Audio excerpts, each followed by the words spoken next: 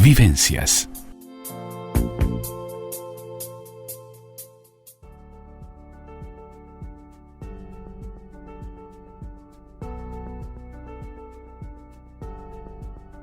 Vida Sana, la columna del doctor Ricardo Velasco en Vivencias. Y ya estamos con la columna de Vida Sana del doctor Ricardo Velasco para hablar de la niñez y de la juventud, estos pilares en la salud de un país, porque la niñez y la juventud son el futuro, son el porvenir.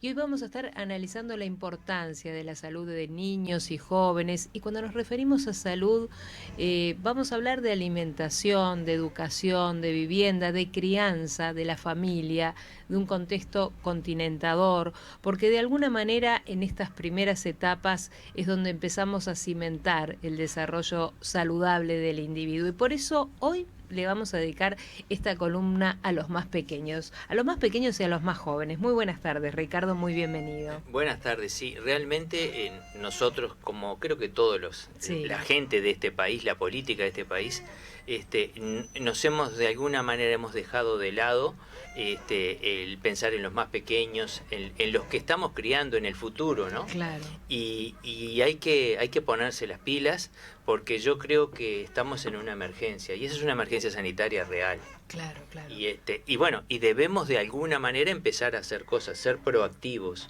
Sí. Porque los niños, que los encerramos 2 años. A ver, ¿qué pasó? Vamos a empezar, si te parece, viendo desde los más chiquitos. Sí. ¿Qué pasó con los más chiquitos, con esos que cuando los agarró la pandemia iban a empezar a ir al jardín y no pudieron?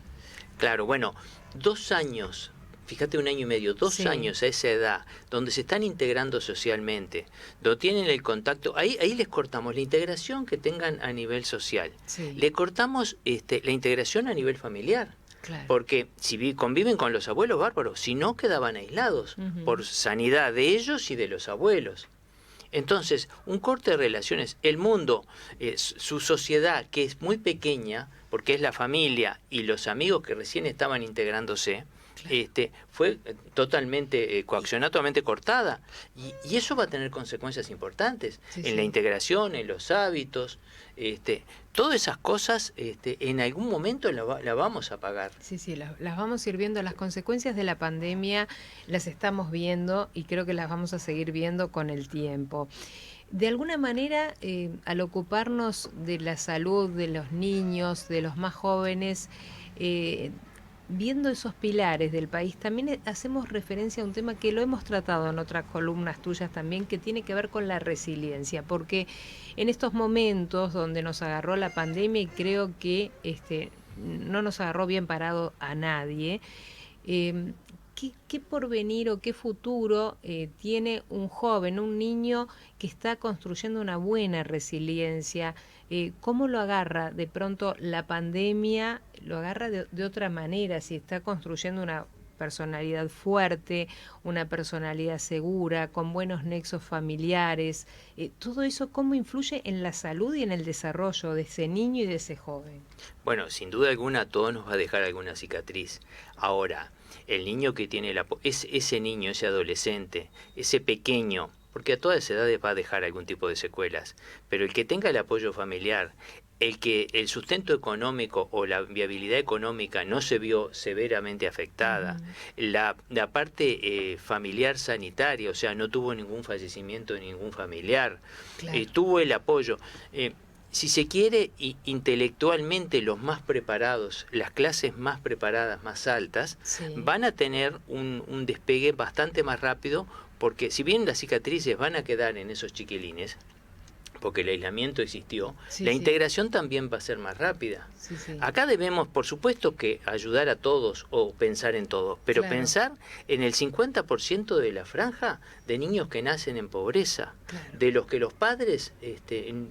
muchos de ellos ni siquiera tienen primaria completa, que no tienen una entrada económica permanente. A propósito de eso que estás diciendo, se instauró esto hace poco en el Pereira Roser, los niños que nacen allí ya salen con una cédula de identidad, porque antes no los inscribían ni en el registro civil. Estamos hablando de eso, ¿no? Eso es para tratar de que administrativamente todo el mundo no haya más ni.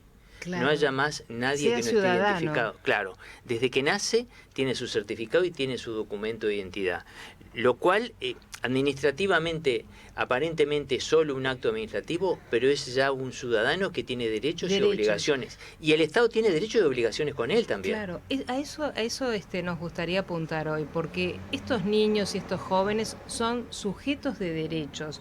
Y las necesidades básicas como es la alimentación, la educación, la vivienda, el hogar, eso no le puede faltar a nadie. Claro, bueno, en eso es lo que más que nada se ha pensado, se ha querido, porque bueno, cuando vinieron este tipo de pandemias, eran varias las urgencias. Hay que tratar a la gente, a los vulnerables, hay que tratar, buscar soluciones, bajar la movilidad. El aislamiento tiene virtudes y tiene problemas y nos genera Claro. también algunos efectos secundarios. Uno de los efectos secundarios está en esta franja, en la franja más tierna. Ujú. Es decir, acá hay que pensar en políticas de largo aliento. Ahora, que lo urgente no nos nuble de lo que es emergente. Claro. O sea, la urgencia es tratar perfecto los pacientes, mejorar las camas de CTI, volcar nuestros recursos en la alimentación del hoy, de la alimentación de hoy para mañana.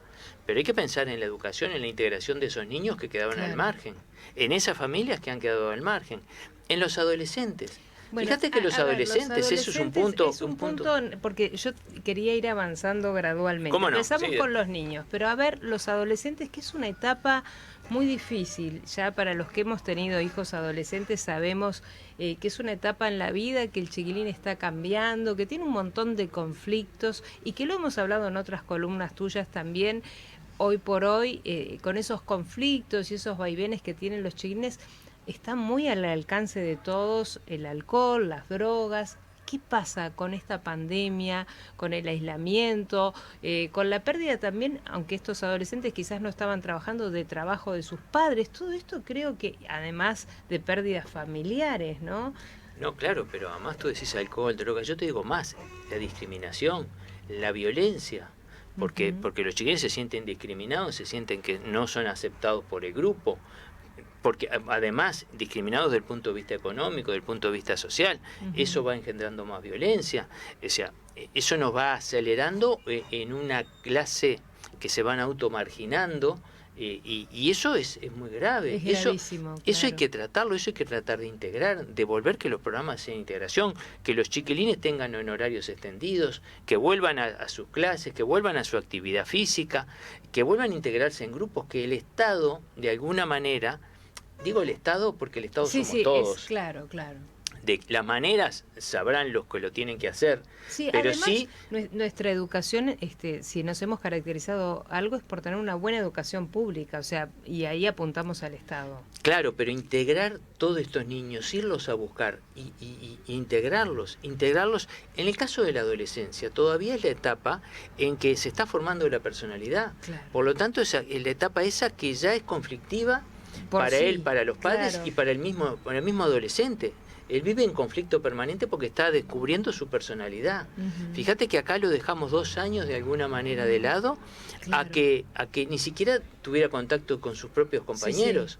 Entonces, los adolescentes, y además es la etapa, en esos conflictos nos llevan también, es la etapa que hacemos mayores depresiones y donde no medimos las consecuencias.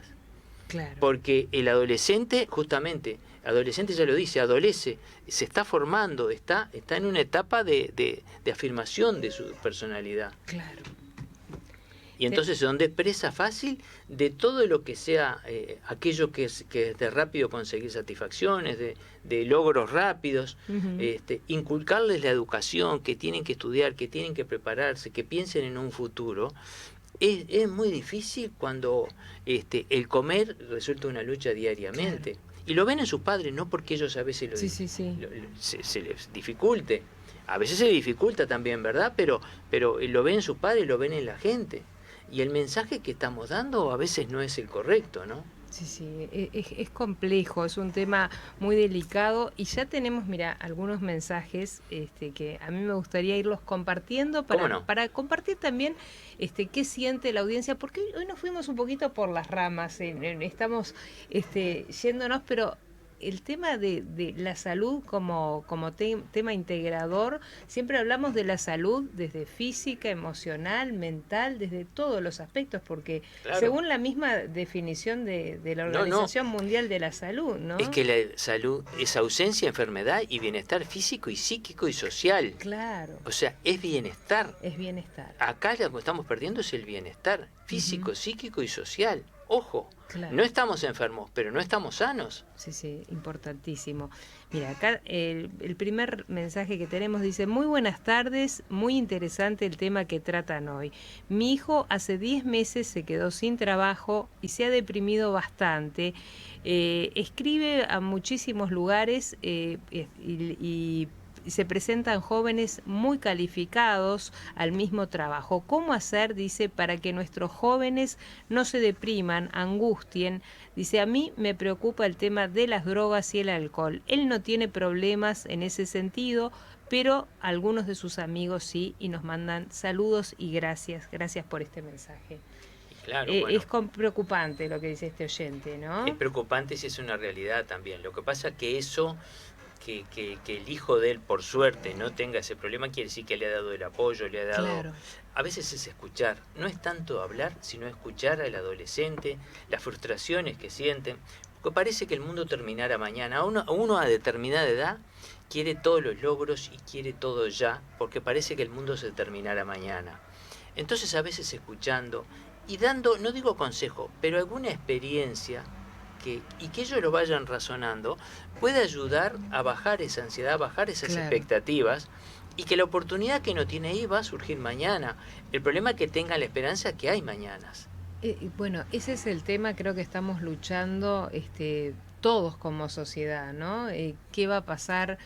Porque las consecuencias que estamos viviendo de la pandemia van a ser a largo plazo, Ricardo. Exacto, desde todo punto de vista, ¿no? Como bien tú decís, y no es solo en la salud, económico, social, y creo que estamos todos unidos a ver qué va a pasar, cómo se va a recomponer la economía, la salud, el mundo. O sea, no es solo nuestro país, ¿no?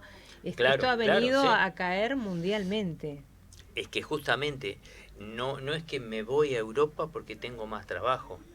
Ahí tienen sus crisis también. Claro. Es decir, me voy a Europa, me voy a la China, me voy a Estados Unidos.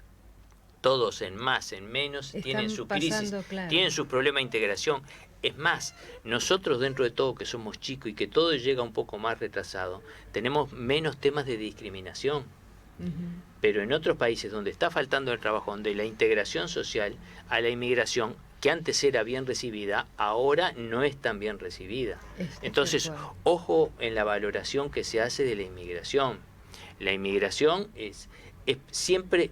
La movilidad es positiva, porque la gente que no pierda la esperanza, pero saber que no va a estar la oportunidad a la vuelta de la esquina, es decir, hay que esperar su tiempo y esperar y prepararse para la oportunidad. Prepararse. Seguimos compartiendo mensajes. Acá nos dice José, creo que los hábitos que aprenden desde pequeños son los que los acompañarán siempre. La educación es fundamental, así como la alimentación para que se desarrollen sanos. También es muy importante que hagan deportes, como dice el doctor Velasco, y que no se pasen todo el día con el celular y la computadora. Es una lucha que tenemos en casa. Muy bueno el abordaje. Saludos, nos manda José. Gracias, José. Sí, sin duda el deporte y el deporte colectivo, porque acá creemos que el deporte colectivo es para que tener mañana un Cavani, un Luis Suárez en casa y podamos vivir todos espectacular, un Messi. No, la idea del deporte colectivo es porque nos va enseñando reglas de comportamiento, reglas de convivencia. Es decir, con el deporte colectivo somos todos, somos un equipo. Por lo tanto hay que pensar en el equipo, pensar en todos, cuidarnos de todos, cuidar a todos. Y eso nos implica reglas de conducta. Eso es lo positivo, no es la competencia, no es el ganar. Si ganan uno, fíjate que 1 en 10.000 es de los jugadores que llegan a tener cierto brillo. Hay 9.999 que quedan en el camino, pero que su experiencia es positiva, porque han tenido, justamente se han integrado equipos, se han integrado como personas. Y eso es importantísimo. Esa es la gran educación que queremos. El deporte nos sirve para eso. Es Es decir, la idea de la práctica de un deporte, este país tiene que pensarse un poco mejor, ¿verdad? Es decir, una entidad deportiva, pública o privada, tendría que ser así como nos dan un FONASA, como nos dan una mutualista, nos tendrían que asignar un club también. Mirá. Y cada uno debería tener un programa mínimo de ir, porque es la forma de integrarlo, no que las cuotas sean de acuerdo a la zona, Claro. y a veces son prohibitivas, ¿verdad? Sí, sí. Entonces, si queremos apostar a la salud, debemos también apostar a la actividad física. Ahí combatimos dos cosas, combatimos a favor de la integración social. Sabemos que el ejercicio, que la actividad física combate la depresión, hasta desde el punto de vista biológico. Claro. Sabemos que la actividad física nos genera serotonina, por lo tanto nos combate la depresión, nos integra. Es decir, es muchísimo. La otra cosa, el sedentarismo, ¿qué nos da? Obesidad, hipertensión, diabetes de futuro. Entonces, si no queremos niños sedentarios, adolescentes sedentarios, debemos educarlos en lo que se alimentan, sí, eso es importantísimo, pero también que se integren, que hagan actividad física y que tengan la capacidad en una primera etapa de discernir, o sea, la educación, la formación básica, porque nosotros podemos dar el mensaje, pero ellos lo tienen que razonar y lo tienen que elaborar propiamente. Ahora estamos en una etapa que estamos volviendo, por suerte, a las actividades y creo que en eso se va encauzando. Tenemos, mira, que hacer una breve pausa. Después de la pausa tengo más mensajes para compartir contigo y continuamos aquí en la columna de Vida Sana del doctor Ricardo Velasco en Vivencias, hablando de la niñez y la juventud, pilares en la salud de un país. Y continuamos aquí en Vivencias por Radio Nacional con el doctor Ricardo Velasco hablando de la niñez, de la juventud como pilares en la salud de nuestro país. Y nos fuimos a la pausa, Ricardo, y tenemos más mensajes para compartir, ¿Cómo no? para que tú los vayas contestando al aire. Acá Antonio nos dice, mis nietos viven siempre con el celular a cuestas, pero ya les he dicho con la abuela que en la mesa el celular no. Y en nuestra casa, dice, lo respetan y esto ha ayudado para que en la casa de sus padres también lo hagan mientras cenan y puedan hablar. Dialogar en estas etapas es fundamental, saber qué les pasa, cómo se sienten, y nos manda saludos Antonio. Gracias, Antonio. Esto lo estábamos hablando contigo, Ricardo. Claro, bueno, el celular, por ejemplo, que es un mal de época, no podemos ser un enemigo que no es pequeño. Claro. Tenemos que hacer un pacto en ese sentido, como siempre tenemos que negociar. Sí, sí. Entonces, tienen sus horas de celular, pero cuando estamos integrados, cuando estamos todos, la mesa familiar, por ejemplo, que sea un ámbito de siempre. No quiere decir que todos estemos de acuerdo, es dialogar, escucharlos más que nada, plantearle nuestras cosas y escucharlos más que nada. Ese pacto que hicieron, que cuando están en la mesa que el celular no se toca, es una forma, de cada negociar. uno encontrará su fórmula, Claro, negociando, y después, ahora, combatirlo, decir, no quiero celulares, te lo doy, yo te lo guardo y te lo doy 2 horas por día, eso me parece que es crear una falsa... No, llegaron a una, por lo que dice acá Antonio, Eso, llegaron a un acuerdo, en pero buenos por términos, eso, por ¿viste? eso, y negociando siempre en el diálogo, y sobre todo escuchándolos a los Sí, chiquilines. viste que yo al menos pienso un poco como vos, que el tema de reprimir no sirve. No. O sea, estoy de acuerdo con que es una negociación. Sí. La vida es un negocio.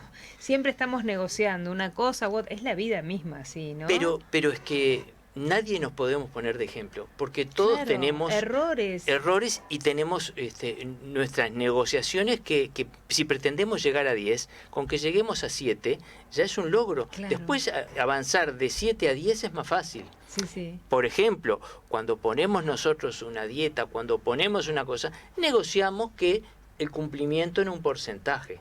Y le explicamos siempre a la gente. En el caso de los celulares, de la cosa con los adolescentes, que es más conflictivo, porque bravo. si yo le digo que no quiero el celular, lo va a tener más aunque él no lo quiera. Claro, por principio de protesta. Ahora, si lo negociamos, seguramente irá perdiendo su influencia en el celular. Aparte, no hay cosa peor que algo que te lo prohíban, ¿verdad? O sea, todos fuimos adolescentes, y somos adultos, y también cuando algo es prohibido, ya la palabra prohibido suena fea, ¿verdad? Al ser humano y a los latinos somos hijos de la contrariedad. Hay que irlos llevando por ese lado de buena gana, irlos convenciendo. Claro. Es decir, ahí el diálogo de los padres, de los abuelos, del adulto que tenga, es aquel que dialogue y que escuche. Pero, y que vaya tirando ideas, Ricardo, y que vaya negociando todo, ¿verdad? Porque cuando hacemos las cosas convencidos, o por lo menos nos van, no sé, llamando la atención, las hacemos o por probar o por tratar de cambiar, pero cuando viene ese verticalazo, es bravo, ¿no?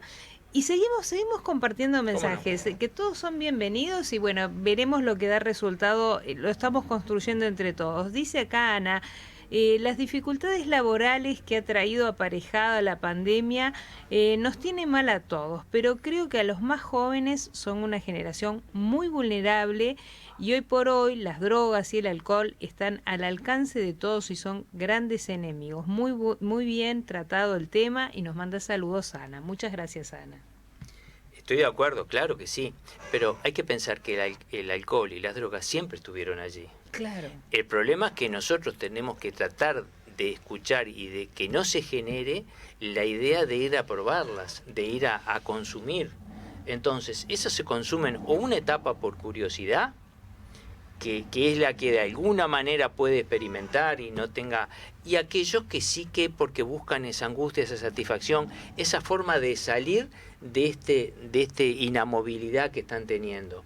Entonces ahí es donde tenemos que acercarnos, tenemos que dialogar, tenemos que escucharlos y bueno, y solitos vamos a entender y si han consumido o se consumen alguna cosa, de ninguna manera tratar de reprimirlo, escucharlos y escucharlos por qué y qué se sienten y cómo podemos ayudarlos para salir de eso. Que por supuesto no es combatiéndolos, es con la ayuda profesional, que probablemente sea la ayuda con algún psicólogo que nos va diciendo los pasos que vamos siguiendo. Sí, y no horrorizarse también. Exacto. Porque viste que hay padres que se enojan mucho, se horrorizan. Lo peor creo que, a ver, como médico, cuando hay un problema de estos hay que hablarlo y como bien decís, escuchar mucho. Claro, porque sin duda ellos tienen una lógica y tienen un mundo que vive en una irrealidad. Pero bueno, hay que escuchar su realidad para que vayan viendo cuál es para la entidad del tema. Claro. Porque si nos enteráramos, por ejemplo, que el 70% de los chiquilines de 16 años han probado la marihuana. Uh-huh. Eso hace 10 años era esa estadística.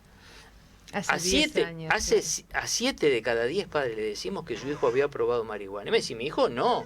Otro sí, pero el mío no. El mío debe estar en ese 30 porque es un chiquilín que estudia mucho. Probó. Ahora, si nosotros cortamos el canal de comunicación que la probó y le dio náusea, no le gustó, tosió todo el tiempo, le dio vómitos, ¿no? Y la probó y nunca más lo dejó. En vez de horrorizarnos, lo tomamos como algo natural. Y bueno, ¿y qué opinás? ¿Y qué experiencia tiene? Eso pasa como un hecho más.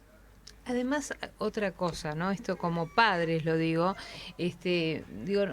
un padre presente, si el hijo salió, tomó, al otro día o cuando vuelve, uno ya ve cómo volvió ese hijo, o cuando lo vas a despertar, ves si en el cuarto el olor que hay, si consumió alguna bebida alcohólica, si fumó o no fumó, o sea, todas esas cosas, el padre no tiene que ser muy perceptivo, digo, aún sin hablar. Hay datos que se presentan, o sea, hay veces es cerrar los ojos también, ¿no?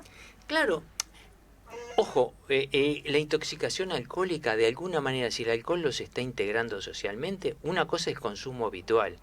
Un consumo que tengan de vez en cuando, que van, en fin, nosotros vamos tratando de ir mandándole mensajes subliminalmente, para que el alcohol vean lo tóxico que es, porque ellos tampoco, en las primeras veces que todos hemos tomado alcohol, no nos ha caído bien. Uh-huh. Era aquello de rebelde porque yo tengo que fumar o yo tengo que tomar alcohol porque soy el rebelde, porque es lo que no se puede. Pero en realidad no te gusta mucho. Pues lo que están probando todo, o sea, también el adolescente es muy de seguir a lo que hace todo el grupo también. Bueno, pero ¿no? por para eso, no sentirse excluido. Pero podemos darle mensajes positivos también, de que vean, viste, eso es horrible, no, ¿y por qué no probás? ¿Y por qué no dejas eso y cambiás por esto otro?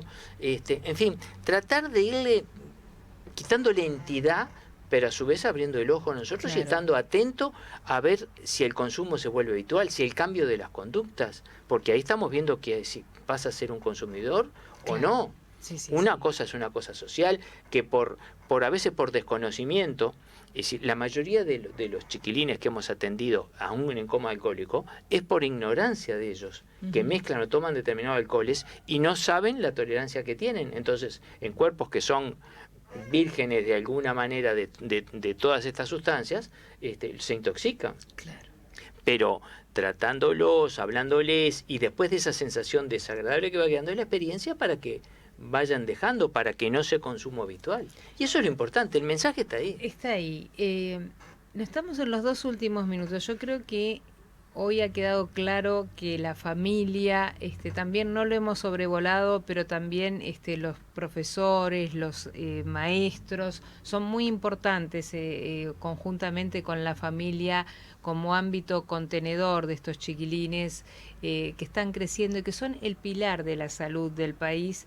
Y nos vamos a tener que seguir focalizando, creo que no solo este programa, sino muchos más, Ricardo, porque se nos vienen muchas cosas por delante que las tendremos que ir viendo día a día, ¿no? Y sí, claro, en resumen o redondeando, por el tema de la niñez y la adolescencia, tratemos de dialogar, tratemos de estar cerca, tratemos en la medida que podamos, en la medida que las urgencias, porque las urgencias, hablarlo desde cuando ya tengo la canasta llena, tengo mi vivienda adecuada, hablar así es bastante fácil. Sí, sí, El claro. problema cuando las urgencias básicas no están satisfechas, entonces ahí Las pero cosas se complican. ahí se complican. Ahora, de cualquier manera, un minuto para acercar, para escuchar a un adolescente, a un niño, y acompañarlo, tratar de integrarlo, eso es importantísimo, eso lo vamos a valorar y lo van a valorar ellos a mediano y largo plazo. Simplemente es poner voluntad y saber que los niños y los adolescentes también existen. Y amor sobre Mucho todo, amor, claro. es importantísimo. Gracias, Ricardo, como siempre, gracias a Eduardo Fernández. Vivencias.